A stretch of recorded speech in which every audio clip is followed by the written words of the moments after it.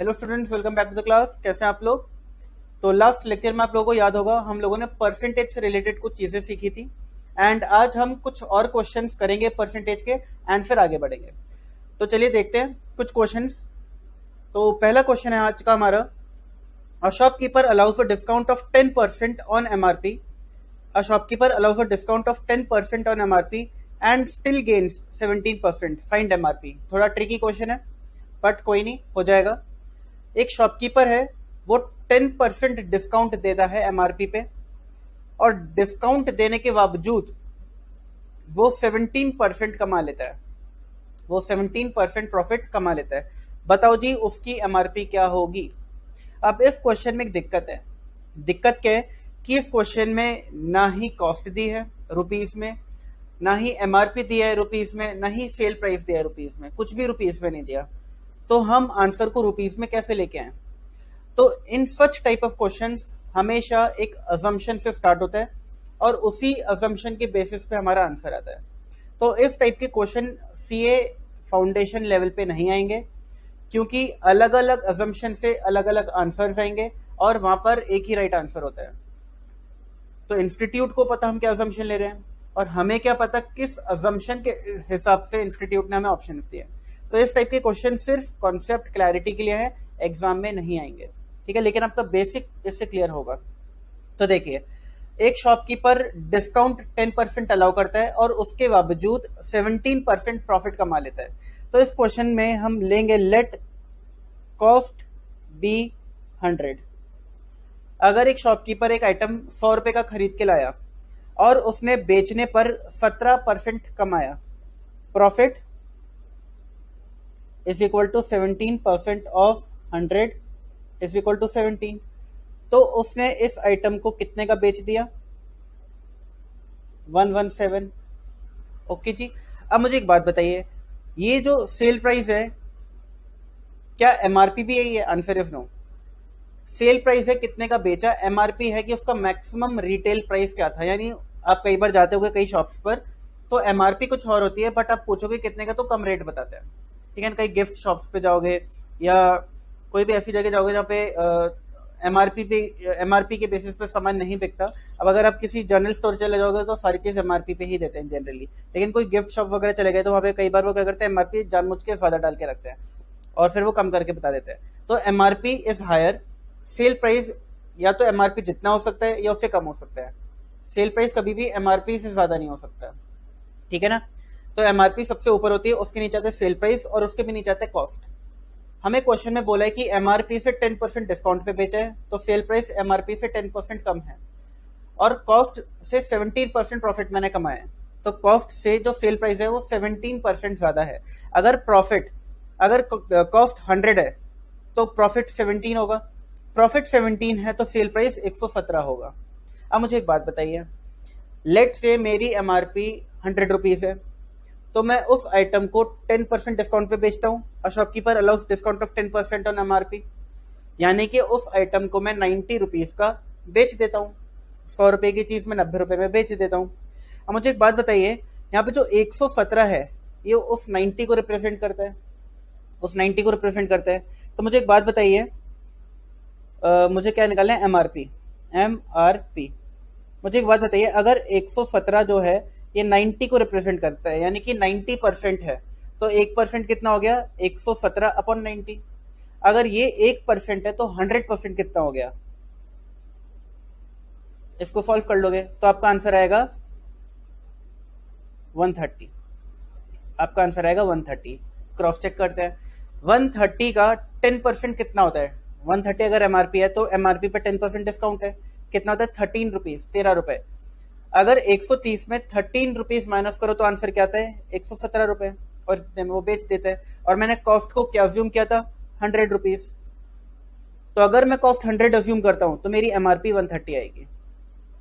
अब इस क्वेश्चन में दिक्कत क्या है कि अगर ये कॉस्ट मैंने 1000 अज्यूम करी होती तो ये एमआरपी 1300 आती।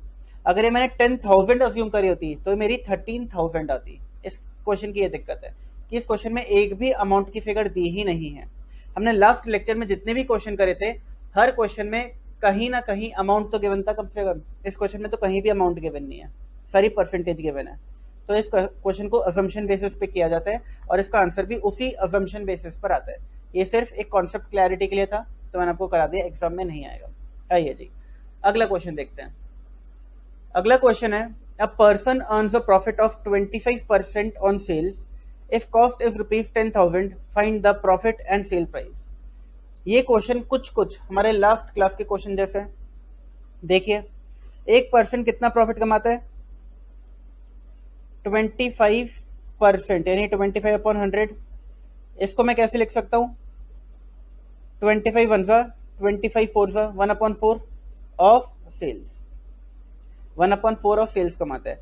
मैंने आप लोगों को लास्ट लेक्चर में बताया था कि अगर प्रॉफिट परसेंटेज ऑफ सेल दिया है और क्वेश्चन में सेल नहीं दिया है, क्वेश्चन में क्या दिया है? कॉस्ट दिया है, कॉस्ट इज ₹10,000, तो 25% ऑफ 10,000 प्रॉफिट नहीं होगा, प्रॉफिट नहीं होगा।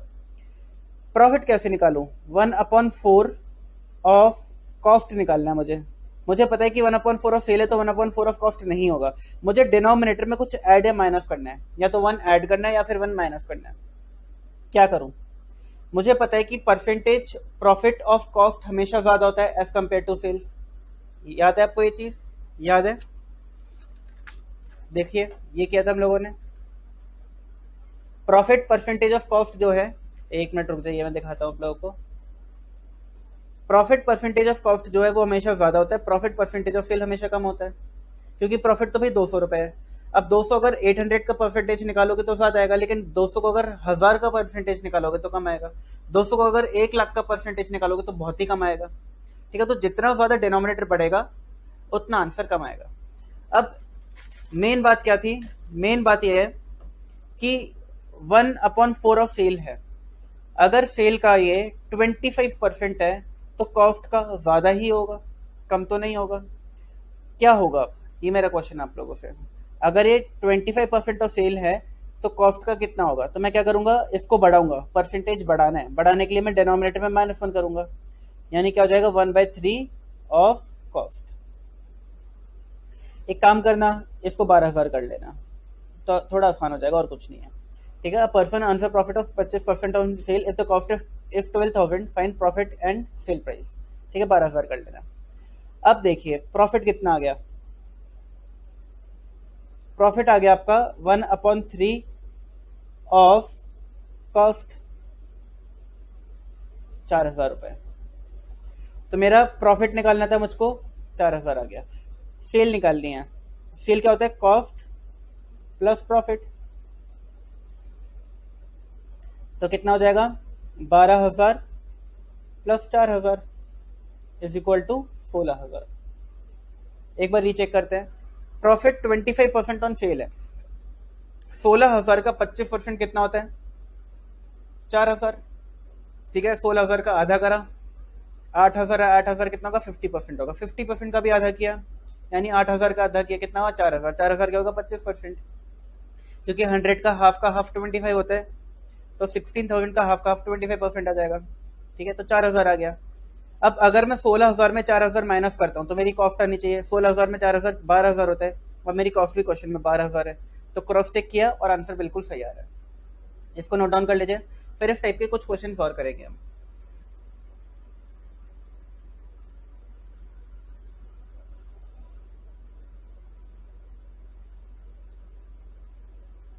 कर लिया नोट डाउन? चलिए कुछ क्वेश्चन और करते हैं इस टाइप के, और फिर हम परसेंटेज से आगे बढ़कर कुछ और करेंगे शुरू।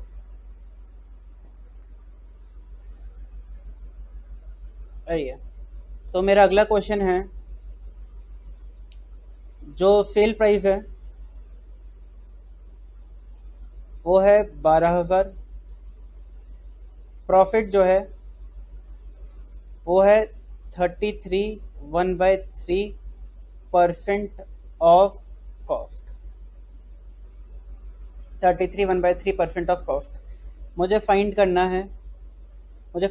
है profit comma cost, question mark.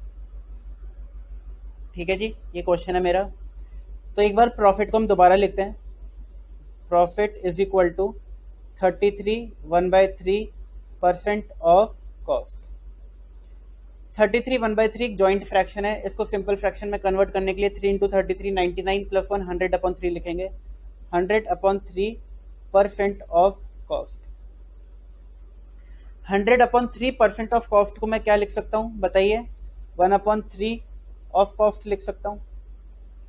100/3% 1/3 होता है। ऐसा क्यों? 100/3% है तो इसको भी फिर, क्योंकि परसेंटेज हटाने के लिए मुझे 25% में परसेंट हटाना है तो 25/100 करता हूँ। ऐसे 100/3% में परसेंट हटाना है तो 100/3/100 करूंगा। ठीक है, अपॉन 100 करूंगा तो होगा क्या? अपॉन 100 करने में 100 आ जाएगा यहाँ पर। फिर जब आप इसको ऊपर ले जाओगे तो उसको मल्टीप्लाई करोगे 1/100 से, मल्टीप्लाई करोगे 1/100, 100 और 100 कट जाएगा तो 1/3 बचेगा। ठीक है ना, 1/3 बचेगा। ये चीज समझ आप लोगों को? तो ये 1/3 ऑफ कॉस्ट हो जाएगा। ठीक है ना। अब अगर 1/3 ऑफ कॉस्ट है और मुझे पता है परसेंटेज प्रॉफिट और कॉस्ट हमेशा ज्यादा होता है, सेल हमेशा कम होता है। ठीक है, सेल हमेशा कम होता है तो प्रॉफिट जो है अगर कम होता है तो मुझे डिनोमिनेटर इंक्रीज करना पड़ेगा। 1/3 प्लस 1 ऑफ सेल होगा। ठीक है ना, 1/3 plus 1 of sale is equal to 1/4 of sale. अच्छा, 1/4 ऑफ सेल अगर निकालना है तो मैं क्या करूंगा? Profit is equal to sale कितना है? 12,000 इंटू 1/4 कितना आ गया? 3,000 रुपए। तो मेरा प्रॉफिट, मेरा आंसर प्रॉफिट था वो आ गया, मतलब आंसर में प्रॉफिट निकालना था वो आ गया। कॉस्ट निकालनी है, मुझे पता है कि cost is equal to sale minus profit होता है। ठीक है ना। सेल कितनी है? 12,000, प्रॉफिट कितना है? 3,000, तो कॉस्ट कितनी हो गई? 9,000। क्रॉस चेक करें। क्वेश्चन बोलता है कि प्रॉफिट 33 1/3 ऑफ कॉस्ट है, यानी 1/3 ऑफ कॉस्ट है। 9,000 का 1/3 3,000 होता है तो प्रॉफिट क्या 3,000 है? हाँ जी है, बिल्कुल सही आंसर आ रहा है। 9,000 का 1/3 कितना होता है? 3,000 होता है। ठीक है ना, हो गया एक क्लियर क्वेश्चन। लिख लीजिए एक बार इसको।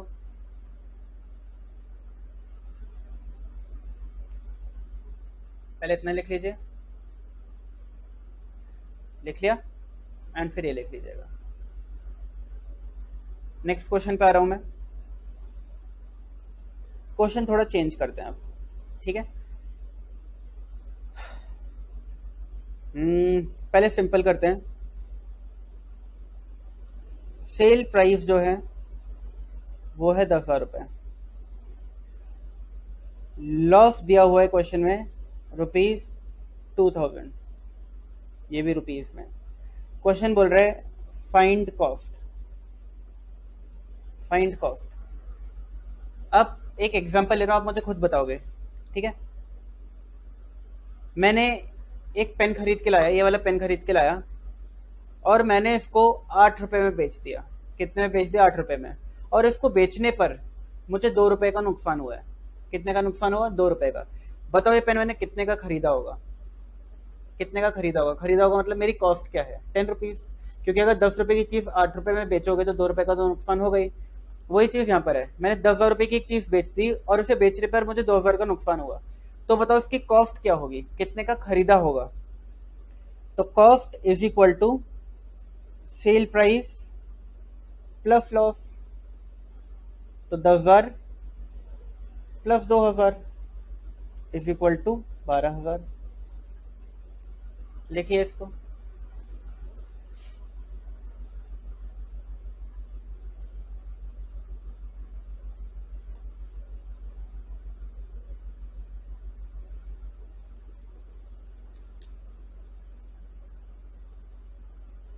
लिख लिया। तो एक फाइनल कंक्लूजन निकाल लेते हैं हम लोग। ठीक है, अलग अलग एग्जांपल्स के थ्रू।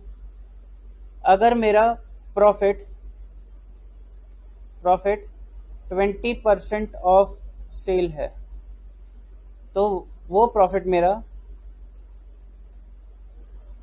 कितना परसेंट ऑफ कॉस्ट होगा? ये क्वेश्चन है मेरा। तो मुझे क्या करना है? सिंपली 1/5 हो जाएगा 20%। कॉस्ट का हमेशा ज्यादा होता है तो -1 करेंगे तो 1/4 हो जाएगा। 1/4 को मैं क्या लिख सकता हूँ? 1/4 को मैं क्या लिख सकता हूँ? 25%। तो ये हो जाएगा 25% ऑफ कॉस्ट। क्लियर है? या फिर बोल सकते हो और 1/4 ऑफ कॉस्ट। ठीक है, एक और क्वेश्चन देखते हैं। अगर मेरा प्रॉफिट 1/3 ऑफ सेल है, तो बताइए मेरा जो प्रॉफिट है कितना परसेंट ऑफ कॉस्ट होगा? अब 33 1/3 को हम कितना लिख सकते हैं? 1/3। सेल कम होता है, कॉस्ट का हमेशा ज़्यादा होता है, कॉस्ट का हमेशा ज़्यादा होता है, तो मुझे क्या करना पड़ेगा? -1 करना पड़ेगा। तो कितना हो जाएगा? 1/2। 1/2 को मैं कितना लिख सकता हूँ? 50%। 1/2 को 50% क्यों लिख सकता हूँ? बहुत सिंपल सी चीज़ है। मैंने आधा पिज़्ज़ा खाया, आधा मतलब हाफ, हाफ एक पीस खाया आउट ऑफ 2 पीसेस, तो मैंने कितना परसेंट पिज़्ज़ा खाया? 50% पिज़्ज़ा खाया। तो एक ही बात हो गई वो। ठीक है ये चीज़। एग्जाम्पल लेते हैं। मैंने जो प्रॉफिट अर्न किया वो था 25% ऑफ कॉस्ट। मुझे प्रॉफिट निकालना है, कितना होगा? Of cell. ऑफ सेल तो 25% ऑफ कॉस्ट यानी कि 1/4। कॉस्ट का हमेशा परसेंटेज ज़्यादा होता है, सेल का हमेशा कम होता है। तो मुझे इसको कम करना है, कम करने के लिए डिनोमिनेटर में +1 करूंगा, तो हो जाएगा 1/5। 1/5 को मैं कितना लिख सकता हूँ? 20% ऑफ सेल। कैसे निकाला? 1/5 इंटू 100, तो 5 1 5, 20 100, तो 20% आ जाएगा। इजी। एग्जाम्पल, मेरा जो प्रॉफिट है वो है 20% ऑफ कॉस्ट। तो बताइए मेरा जो प्रॉफिट है वो कितना परसेंट ऑफ सेल होगा? अगेन 20% को मैं क्या लिखूंगा? 1/5। कॉस्ट का हमेशा ज़्यादा होता है, सेल का कम होता है, तो सेल का कम यानी इस नंबर को कम करना है। कम करने के लिए डिनोमिनेटर में +1 करेंगे, तो 1/6 हो जाएगा। 1/6 मतलब कितना होता है? 16.66%। कैसे निकालोगे? 1/6 इंटू 100। जब आप इसको सॉल्व करोगे तो 16.67 आएगा आपका आंसर। क्या आएगा? 16.67। कर सकते हो आप लोग। 100/6, ठीक है, 16.66 आता है, इसको 16.67 बोल सकते हो आप लोग राउंड ऑफ करके। क्लियर हो गई ये चीज़?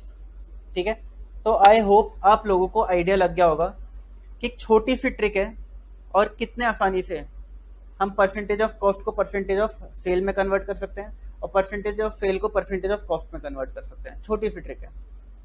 ठीक है जी, आगे बढ़ जाएं। अब आगे बढ़ जाएं, आइए जी, हेडिंग डालिए।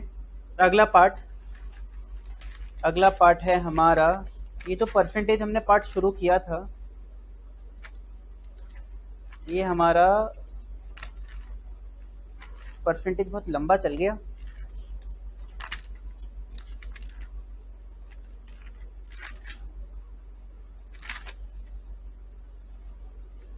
परसेंटेज हमने शुरू किया था, ये एडिंग एंड, अरे कौन सा पार्ट चल रहा है हमारा? 25 26 कुछ चल रहा होगा। बड़ी दिक्कत है, लिखना भूल गए हम लोग।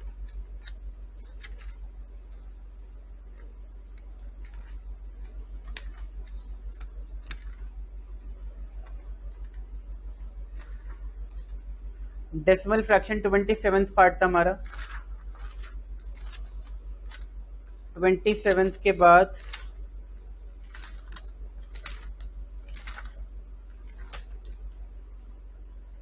28 हो गया हमारा adding and subtracting decimal number.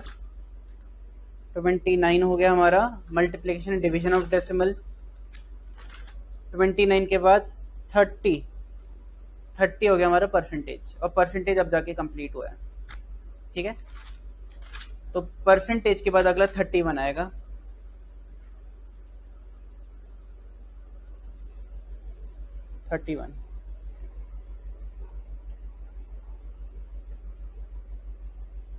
Understanding units of measurement. अब हमें थोड़ी बहुत अंडरस्टैंडिंग लेनी है यूनिट्स ऑफ मेजरमेंट के बारे में, ठीक है ना। तो इसका फर्स्ट पार्ट आएगा लेंथ, ठीक है। यहाँ पे भी काफी डाउट्स रहते हैं, इसलिए इसको मैं कवर कर रहा हूँ। लेंथ की बात करते हैं। अच्छा, लेंथ इंडिया के हिसाब से चलेंगे, ठीक है। माइल्स वाइल्स हम नहीं पढ़ेंगे क्योंकि लेंथ माइल्स में भी हो सकती है, ठीक है। एंड वेट भी हम पढ़ेंगे तो वेट केजीज में पढ़ेंगे, ग्राम्स में, लीटर्स में पढ़ लेंगे, बट गैलन्स वगैरह में हम नहीं पढ़ेंगे क्योंकि एग्जाम में भी नहीं आता और ये इंडियन मेजरमेंट्स नहीं है। गैलन्स जो है यूएस में यूज होता है। तो लेंथ की अगर हम बात करें तो इंडिया में जनरली लोग क्या यूज करते हैं? किलोमीटर, मीटर, मिलीमीटर, ये यूज करते हैं, ठीक है। सेंटीमीटर, ठीक है, ये सब यूज होता है।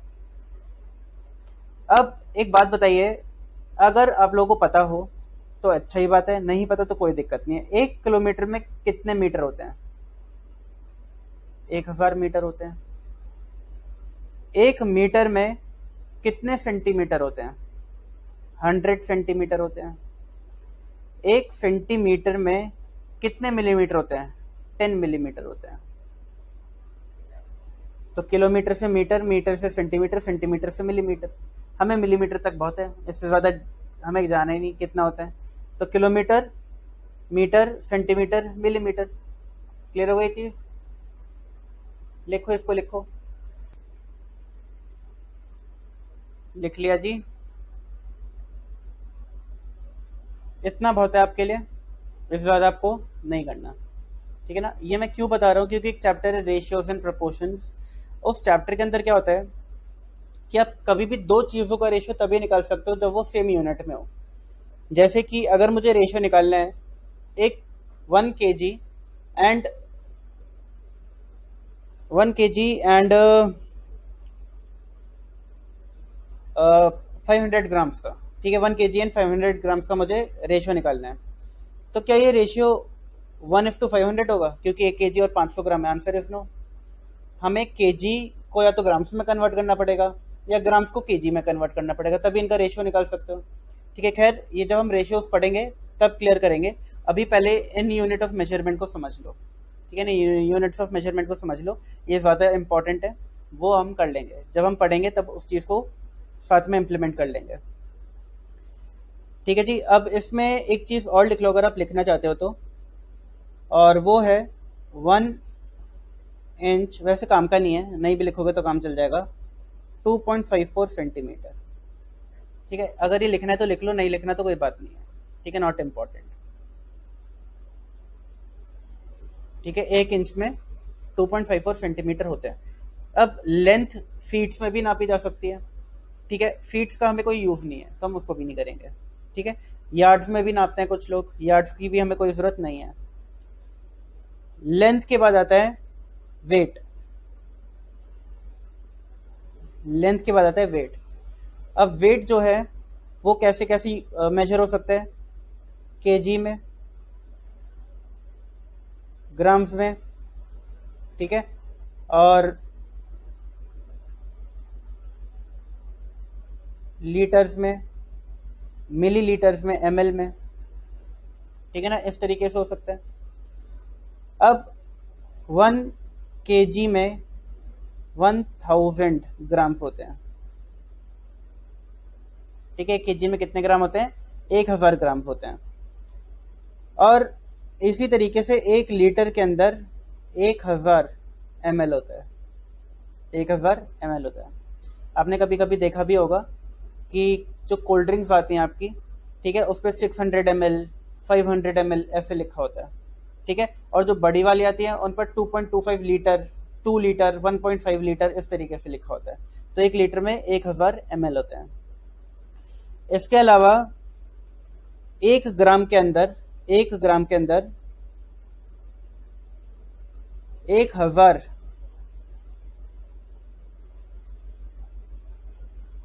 मिलीग्राम्स होते हैं, ठीक है। 1 ग्राम के अंदर 1000 मिलीग्राम्स होते हैं।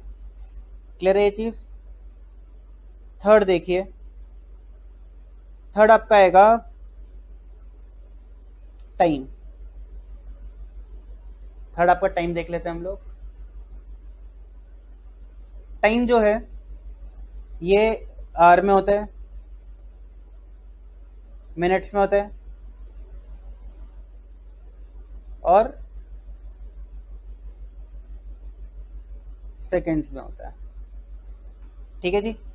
1 आवर में कितने मिनट्स होते हैं? 60 मिनट्स।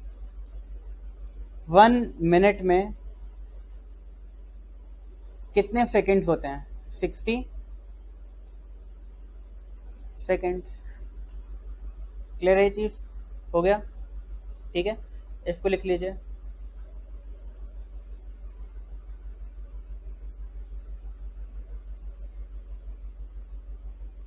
लिख लिया आप लोगों ने? आइए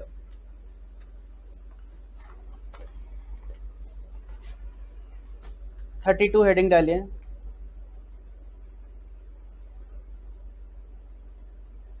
हेडिंग का नाम दीजिए रेशियो और लिखिए इसके बारे में, it is a comparison of 2 और more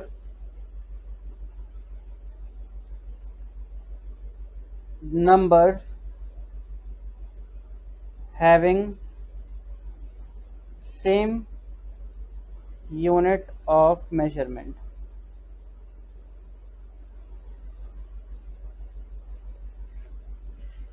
ठीक है जी। अब एक एग्जांपल से समझते हैं। Find ratio of 5 kilometre and 400 metre. मुझे रेशियो पता लगाना है 5 किलोमीटर एंड 400 मीटर्स का। ठीक है, तो अगर मैं बोलूँगा कि इसका रेशियो 5:400 है तो मैं सही बोल रहा हूँ या गलत बोल रहा हूँ? मैं बोल रहा हूँ गलत। ये सही नहीं है, ये सही नहीं है। क्यों? क्योंकि रेशियो कंपैरिजन होता है ऑफ 2 नंबर्स एंड जो नंबर्स हैं ये सेम यूनिट में होने चाहिए। ये जो यूनिट है ये किलोमीटर है और ये यूनिट है मीटर। तो मुझे पहले इन दोनों को सेम यूनिट में कन्वर्ट करना पड़ेगा। ठीक है, मैं केस 1 लेता हूँ, किलोमीटर में कन्वर्ट करके। किलोमीटर में अगर ये 5 किलोमीटर है और ये 400 मीटर है तो 400 मीटर को किलोमीटर में कैसे कन्वर्ट करूंगा? बताइए जी। मुझे पता है कि 1 किलोमीटर में 1000 मीटर होते हैं। 1 किलोमीटर में 1 kilometre is equal to 1000 metre. तो 400 मीटर में कितने किलोमीटर होंगे? ये तो मेरा क्वेश्चन है।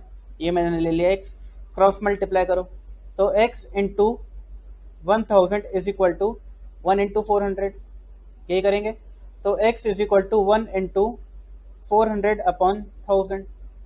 0 से 0, 0 से 0 और ये 0 से ये पॉइंट इधर आ जाएगा तो 0.4 किलोमीटर।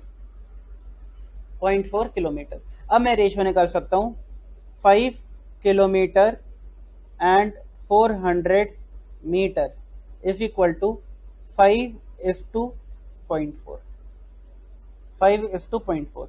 अब दिक्कत के पॉइंट में है, मैं इसे नॉर्मल इंटीजर में कन्वर्ट करना चाहता हूँ, इंटीजर में यानी पॉइंट में ना आए।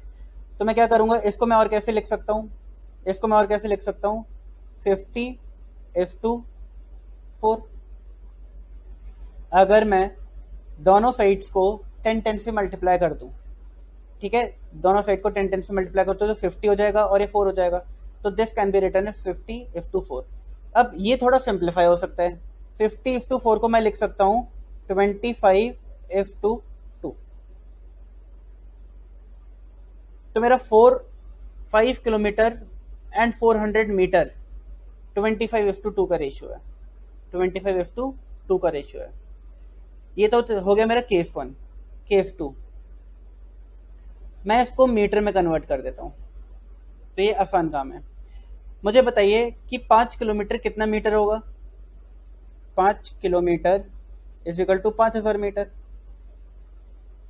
अब 5000 मीटर इज टू 400 मीटर मेरा रेशियो आ जाएगा किसका, 5 किलोमीटर एंड 400 मीटर। कितना हो जाएगा, कितना हो जाएगा, 5000 इज टू 400।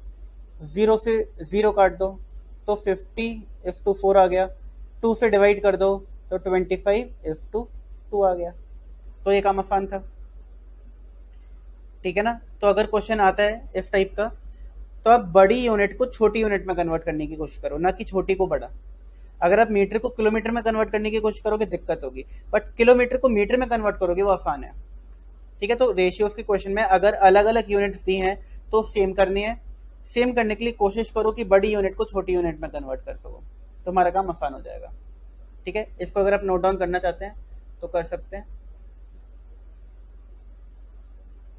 लिख लीजिए इतना।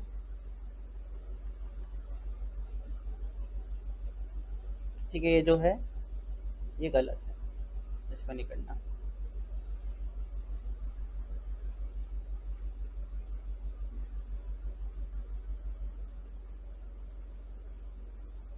इसको कर लीजिएगा, हो गया। नीचे कर रहा हूं मैं, फिर इसको कर लीजिएगा।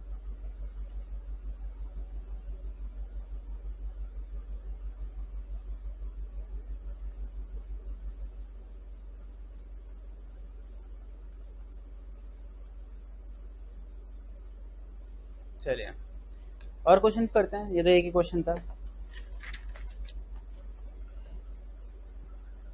आप लोग वीडियो पॉज करके सॉल्व करेंगे इसको, ठीक है ना। आपको करना है फाइंड रेशियो ऑफ 2 hour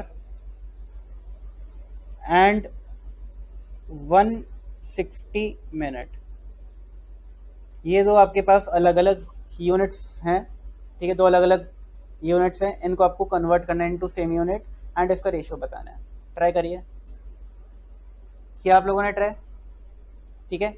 तो मैंने क्या बोला था कि आर और मिनट में बड़ी यूनिट आर है, मिनट छोटी यूनिट है, तो बड़ी यूनिट को छोटी यूनिट में कन्वर्ट करते हैं। तो 2 hour इज इक्वल टू कितने मिनट होगा, 2 into 60 is equal to 120 minute. Clear है। कैसे किया मैंने, अगर 1 hour 60 मिनट होता है, ये तो सबको पता होगा, ये मुझे बताने की जरूरत नहीं कि 1 घंटे में 60 मिनट होते हैं, ठीक है। तो मुझे एक बात बताइए, 2 hour में कितने मिनट होंगे, ये तो नहीं पता मुझे, तो मैं क्रॉस मल्टीप्लाई करूंगा तो 1x is equal to 60 into 2 हो जाएगा। 1x को मैं x भी बोल सकता हूँ और ये 120 आ गया, ठीक है। 1x और x एक ही बात है, ठीक है जी।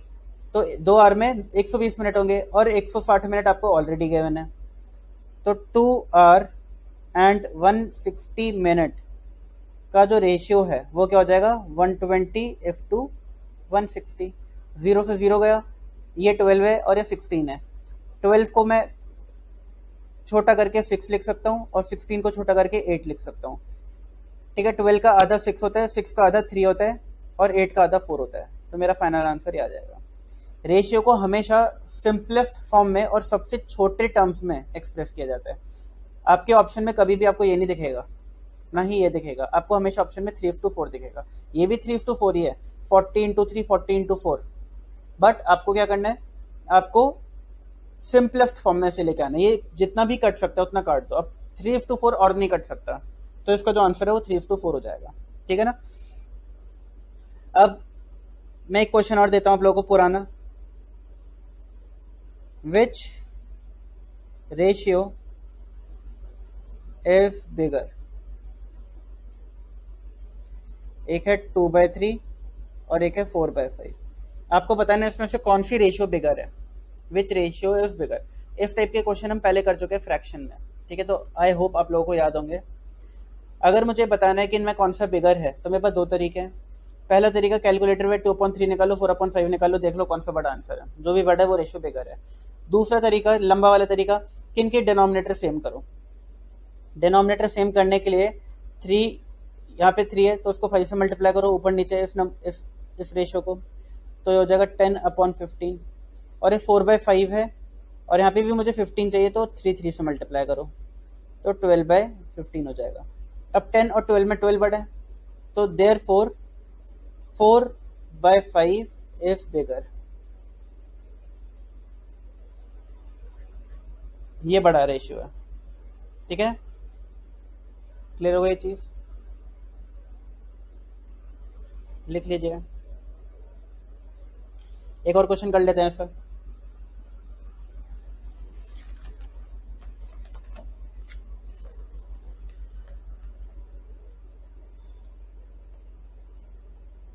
विच रेशियो इज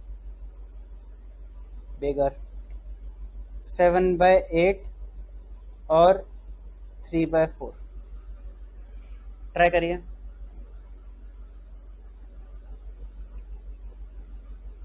कर लिया? तो हम क्या करेंगे, इन दोनों का बेस डिनोमिनेटर सेम करेंगे। अब मुझे दिख रहा है अगर ये 8 है तो ये 8 इजीली हो सकता है मल्टीप्लाई बाय 2 करके, तो मैं इसको 8 से और इसको 4 से मल्टीप्लाई नहीं करूंगा क्योंकि इन दोनों का एलसीएम जो है वो 8 है। तो 7/8 को तो मैंने इंटू वन करके 7/8 ही रहने दिया, इसमें कोई दिक्कत नहीं है। 3/4 को मुझे नीचे क्या चाहिए था, 8 चाहिए था, तो उसको मैंने 6/8 कर लिया। अब 7 और 6, 8 सेम हो गया, तो 7 और 6 में 7 बड़ा है, तो therefore 7/8 is greater. Greater और बिगर कुछ भी बोल सकते हो। क्लियर हो गई चीज? आइए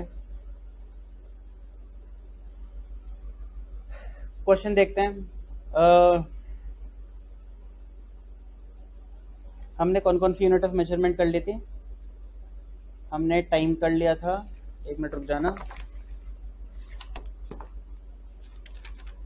हमने टाइम कर लिया था और डिस्टेंस कर लिया था। वेट नहीं किया हमने, वेट नहीं किया। चलो वेट के क्वेश्चन कर लेते हैं। फाइंड रेशियो ऑफ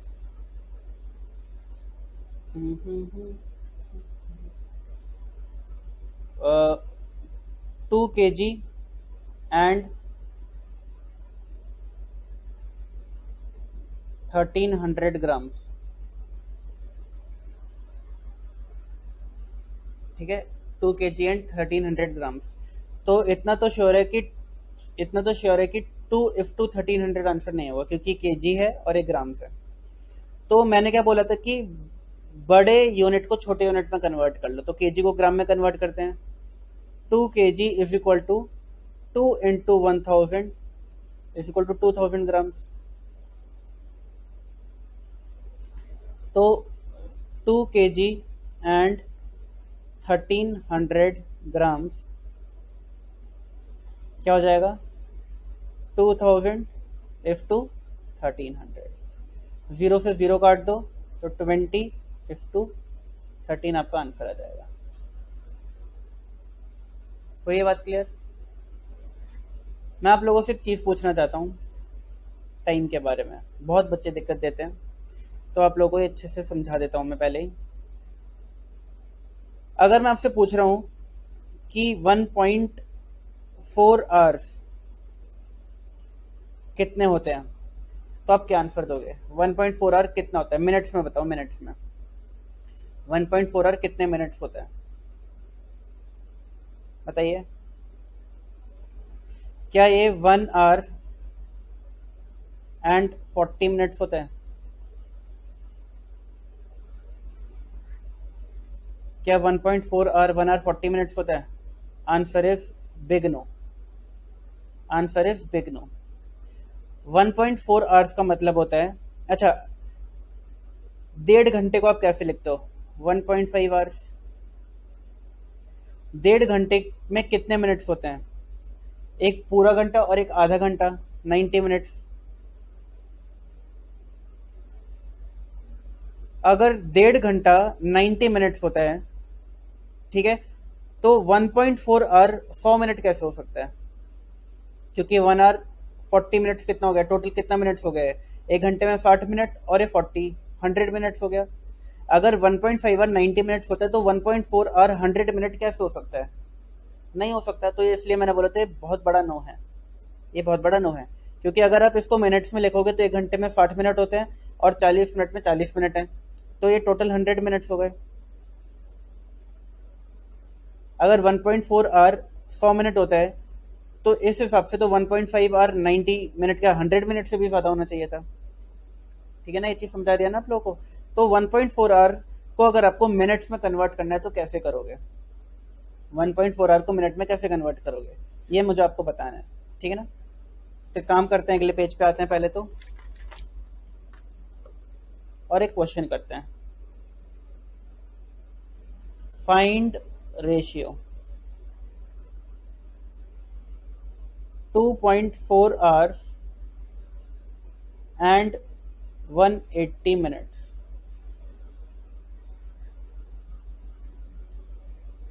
तो 1.4 आवर्स को कैसे हम मिनट्स में कन्वर्ट करें, ये मेरा क्वेश्चन है। मुझे पता है 1 आवर में 60 मिनट्स होते हैं, तो 2.4 आवर में x मिनट्स होंगे, x निकालना है मुझे, तो इनको क्रॉस मल्टीप्लाई करेंगे, ये आ जाएगा 2.4 इंटू 60 करेंगे तो मेरा इसका आंसर आ जाएगा।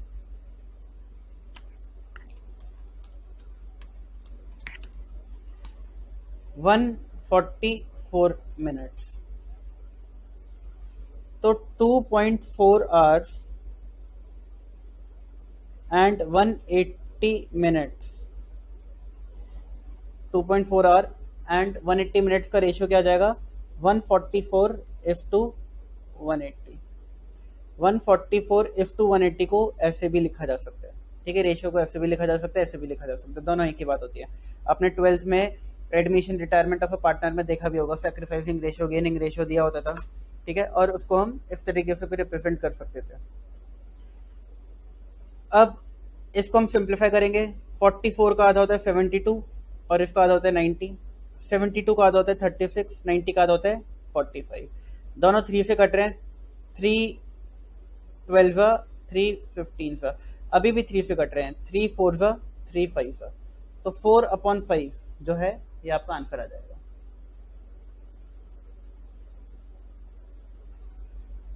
लिख लीजिए इस क्वेश्चन को। चलिए कुछ क्वेश्चंस और देख लेते हैं रेशियोज के, ये आपका हो गया होगा।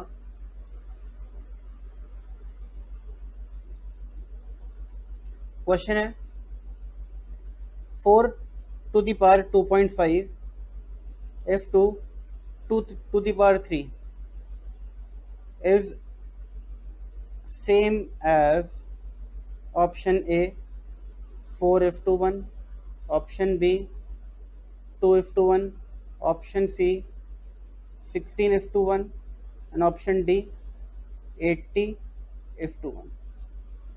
ये मेरा क्वेश्चन है कि 4 to the power 2.5 if 2 to the power 3 इसमें से किसके बराबर है, तो मुझे इसे सॉल्व करना पड़ेगा। कैसे करें सॉल्व, ठीक है, जैसे ही पावर देखी वो भी पॉइंट में, हुआ क्या, दिमाग चकरा गया भाई ये कैसे होगा। तो देखो बहुत इजी होता है, आपको ज़्यादा सोच लेते हो इसलिए नहीं हो पाता, बट इसको आप बहुत इजीली सॉल्व कर सकते हो। 4 की पावर 2.5 को क्या आप लिख सकते हो, 4 की पावर 5/2। 5/2 क्या होता है, 5/2 क्या होता है, 2.5 होता है। अब सर ये 5/2 ही आएगा, कैसे पता चलेगा, 2.5 को आप नॉर्मल फ्रैक्शन में लिखो तो पॉइंट हटेगा, 0.10 हो जाएगा। 5 5 5 2 5/2 आ गया। ठीक है ना, तो 5/2 आ जाएगा। 5/2 को आप 4 की पावर 5 की पावर 1/2 लिख सकते हो, क्योंकि 5 और 1/2 जब मल्टीप्लाई होगा तो 5/2 हो जाएगा। 4 to the power 5 कितना होता है, देखते हैं, 2 3 4 5, 1024 होता है। 1024 की पावर 1/2, 1024 का अंडर रूट क्या होता है, 32 होता है, इज इक्वल टू 32। ये कैसे निकाला, 4 की पावर 5 कैलकुलेटर में निकाला, 1024 आया। 102 की पावर 1/2 कैसे निकाला, 1024 कैलकुलेटर पे आया हुआ था, मैंने सिर्फ अंडर रूट का बटन दबा दिया, उसके बाद 1024 अंडर रूट का बटन, इक्वल टू भी नहीं दबाया मैंने, सिर्फ अंडर रूट का बटन दबा दिया, मेरा 32 आ गया। कैलकुलेटर पे अंडर रूट का बटन होता है, ठीक है ना, स्क्वायर रूट का। 32 आ गया। और 2 की पावर 3 जो है, 2 2 4 2 8 होता है, तो 4 की पावर 2.5 इज टू 2 की पावर 3, 32 इज टू 8 आ जाएगा, जिसको हम 4 इज टू 1 भी बोल सकते हैं, क्योंकि 8 1 सा 8 4 सा। ठीक है, तो मेरा ऑप्शन ए सही ऑप्शन हो जाएगा। आइए चीज समझ, लिख लीजिए इसको। लिख लिया आप लोगों ने? मैं आगे बढ़ रहा हूँ, आपको पॉज करके लिखना होता है, ठीक है ना? कहीं सोचने लगो एक दिन कि सर ऐसे कैसे 2 सेकंड में लिख लेंगे सर। आइए जी, अगला क्वेश्चन देखते हैं।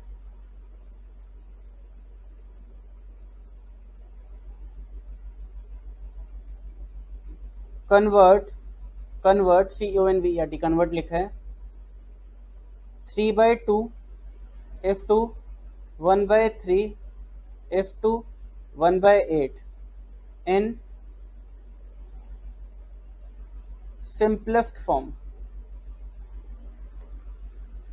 इन सिंपलेस्ट फॉर्म मुझे इस रेशियो को 3/2 इज टू 1/3 इज टू 1/8 को सिंपलेस्ट फॉर्म में लिखना है। अब यहाँ पे जो 3/2 है ना, ये रेशियो नहीं है, 3:2 नहीं बोलूंगा उसको, क्योंकि रेशियो का साइन ऑलरेडी बीच में है। तो 3/2 एक फ्रैक्शन हो गया। क्या हो गया? फ्रैक्शन। 3/2 is a fraction. 3/2 एक फ्रैक्शन है, 1/3 एक फ्रैक्शन है, 1/8 एक फ्रैक्शन है। अब पता कैसे चलता है कि रेशियो क्या है, फ्रैक्शन क्या है? अब मैं 3:2 को 3/2 भी लिख सकता हूँ, और यहाँ पे इस 3/2 को मैं रेशियो बोलूंगा, और इसी 3/2 को मैं यहाँ पे फ्रैक्शन बोल रहा हूँ। ठीक है, तो ये सारी जो चीज़, अगर आपको डाउट है तो ये सीए फाउंडेशन लेवल पर ही मैं एक्सप्लेन करूंगा। ठीक है, वहाँ पे इस चीज़ की इन डेप्थ स्टडी होती है कि फ्रैक्शंस और रेशियो में क्या फ़र्क होता है। अभी बेसिक मैथ में मैं आपको सिर्फ बेसिक्स बताऊंगा। ठीक है, ये सारी जो कॉन्सेप्चुअल थिंग्स हैं ये मैं सीए फाउंडेशन लेवल पे ही डिस्कस करूंगा। ठीक है ना, तो ज़्यादा कंफ्यूज मत होना अभी। अब अगर मुझे इस रेशियो को सिंपलेस्ट फॉर्म में कन्वर्ट करना है, तो मैंने आपको फ्रैक्शंस में भी बताया था कि हमेशा कोशिश करो कि इनका जो एलसीएम है वो ले लो, लोएस्ट कॉमन मल्टीपल। इनका एलसीएम पहले लो, फिर इन तीनों डिनोमिनेटर्स को उस एलसीएम में लेकर आओ। कैसे? न्यूमरेटर डिनोमिनेटर को मल्टीप्लाई करके बाय अ सर्टेन नंबर, और फिर डिनोमिनेटर जब इक्वल हो जाएंगे तो देखो, वैसे तो इसमें सिंपलेस्ट फॉर्म में लाना है, तो जैसे ही डिनोमिनेटर इक्वल हो गए तो जो ऊपर वाले नंबर्स हैं उनका रेशियो बना दो। समझाता हूँ, कंफ्यूज मत होना, समझा रहा हूँ। ठीक, पहले तो मुझे बताओ 2 3 8 का एलसीएम क्या होगा? 2 3 8, तो पहले लिखा 2 1 3 4 आ गया, फिर लिखा 2 1 3 2 आ गया, फिर लिखा 2 1 3 1 आ गया, फिर लिखा 3 तो 1 1 और 1 आ गया। तो 3 2 8 2 16 2 32। ठीक है ना, तो 32 मेरा आंसर आ रहा है, इन तीनों का एलसीएम। तो 3/2 को अगर मुझे डिनोमिनेटर 32 करना है तो 16 से मल्टीप्लाई करना पड़ेगा। 16 3 48 और 16 2 32। मुझे 1/3 को अगर डिनोमिनेटर 32 करना है तो 8 और 8 से मल्टीप्लाई करना पड़ेगा। 8 नहीं, 32, 3 2 6, 2 12, 2 24 आ रहा है। ये 32 कैसे कर दिया मैंने? सॉरी सॉरी, 24 आ रहा है। एलसीएम जो है ये है 24। छोटी सी गलती हो गई, कोई दिक्कत नहीं है। तो 3/2 का जो डिनोमिनेटर है मुझे 24 करना है, तो 12 और 12 से मल्टीप्लाई करूंगा तो 36/24 आ जाएगा। फिर 1/3 अगेन 24 लेके आना है, तो 8/8 से मल्टीप्लाई करूंगा तो 8/24 आ जाएगा। फिर 1/8 जो है इसका भी डिनोमिनेटर मुझको 24 लेके आना है, तो 3 और 3 से मल्टीप्लाई करूंगा तो 3/24 आ जाएगा। अब आपके जो रेशियोज आ रहे हैं वो क्या आ रहे हैं? ये आ रहे हैं 24 24 24 काट दो तो 36:8 इस टू 3 आपका आंसर आ जाएगा, सिंपलेस्ट फॉर्म। इससे ज़्यादा छोटा नहीं हो सकता, क्योंकि यहाँ पे 3 है, और 3 और 8 कट नहीं पाएगा। 3 और 36 होता तो हो जाता काम, 36:3 होता तो इसको मैं 12:1 लिख सकता था, बट 8 भी है तो अभी हम कुछ नहीं कर सकते। ये मेरा सिंपलेस्ट फॉर्म है। ठीक है जी,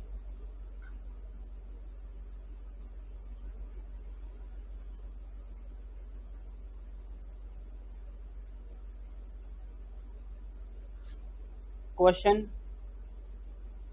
find ratio 25 minutes and 45 seconds का, इन दोनों का रेशियो आपको बताना है। ठीक है, 25 मिनट्स एंड 45 सेकेंड्स का।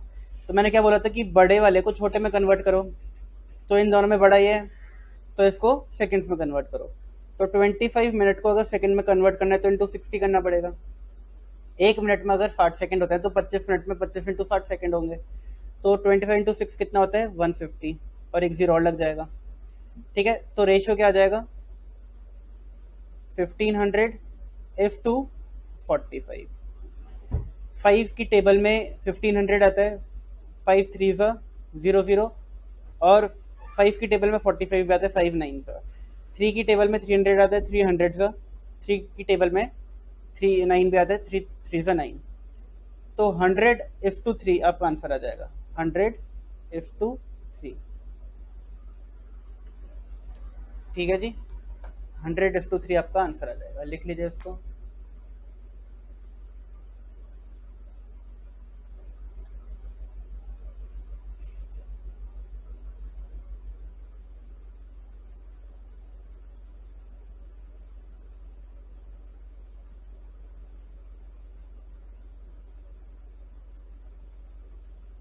लिख लिया।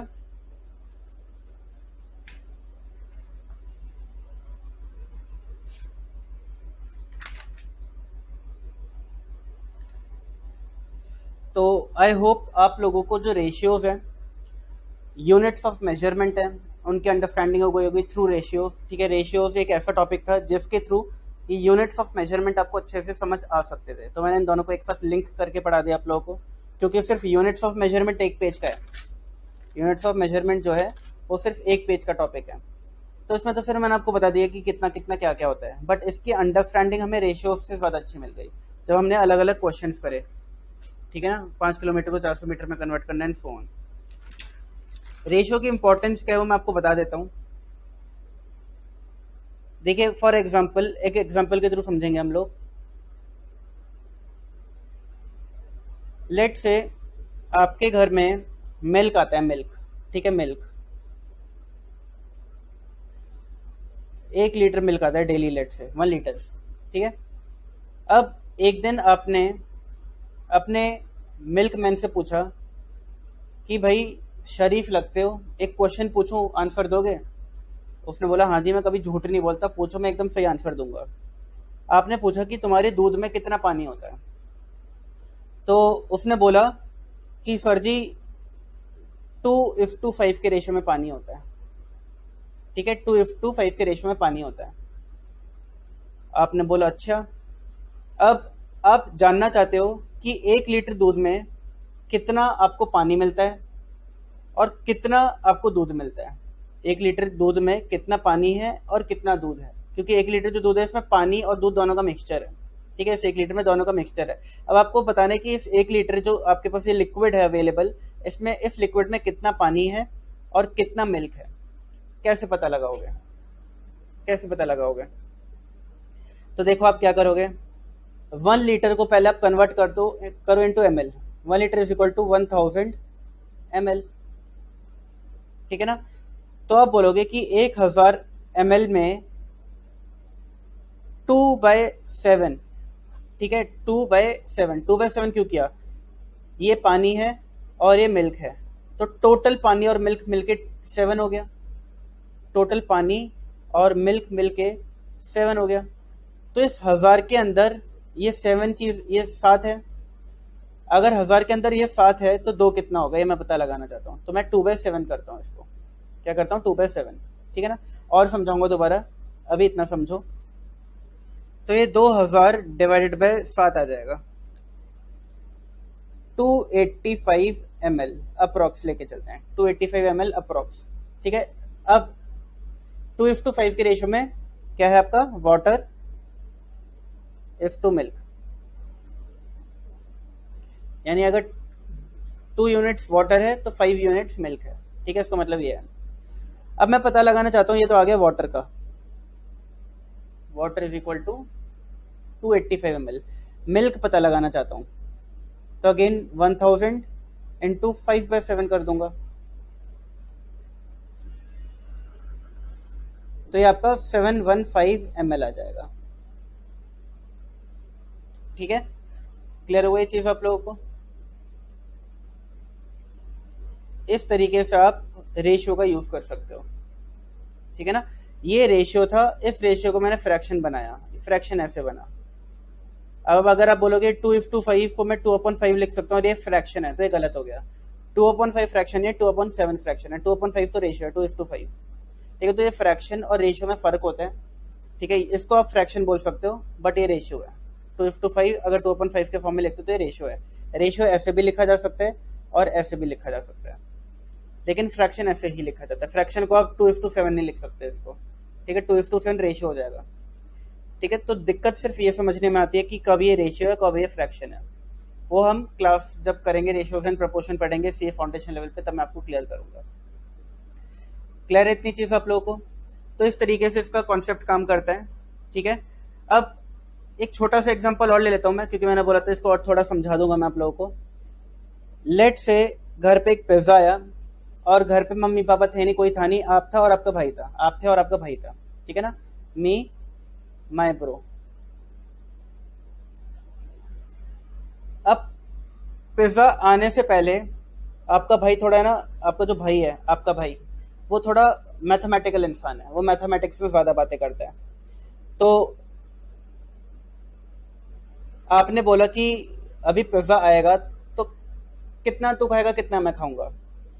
तो आपके भाई ने बोला कि भाई कुछ भी हो जाए, पिज्जा 1:1 के रेशियो में खाएंगे, 1:1 के रेशियो में खाएंगे। अब हो गए कंफ्यूज कि 1:1 का रेशियो मतलब क्या हुआ, यानी पूरा पिज्जा मैं खाऊंगा या वो खाएगा, कुछ समझ नहीं आ रहा। तो 1:1 का क्या मतलब हुआ, एक हिस्सा वो एक हिस्सा आप, या एक हिस्सा आप एक हिस्सा वो। तो अगर मैं इसे फ्रैक्शन में लिखूंगा तो 1/2 लिखूंगा, क्योंकि 1+1 क्या होता है 2। जैसे यहाँ पे मैंने 2:5 को क्या लिखा, 2/7, क्यों 2+5 7 होता है, तो डिनोमिनेटर में लिख दिया, ये वाला 2 इधर आ गया और ये वाला 5 इधर आ गया और इन दोनों का एडिशन नीचे 7 आ गया। इसी तरीके से ये वाला 1 यहाँ पे आ गया, इन दोनों का एडिशन ही आ गया, और ये वाला भी 1 इधर आ गया और इसका एडिशन में यहाँ पे आ गया।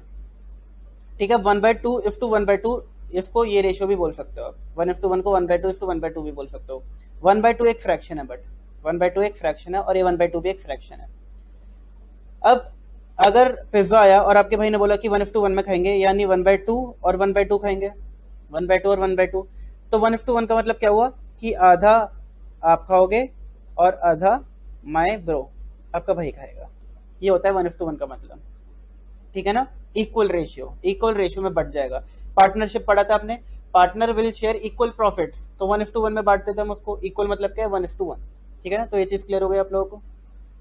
तो आज के लेक्चर में हम इसको इतना ही करते हैं, एंड नेक्स्ट लेक्चर में हम लोग अपना बेसिक्स जो है मैथ का ये कंप्लीट कर देंगे, क्योंकि अब हमारा सिर्फ थोड़ा छोटा मोटा पार्ट बचा है।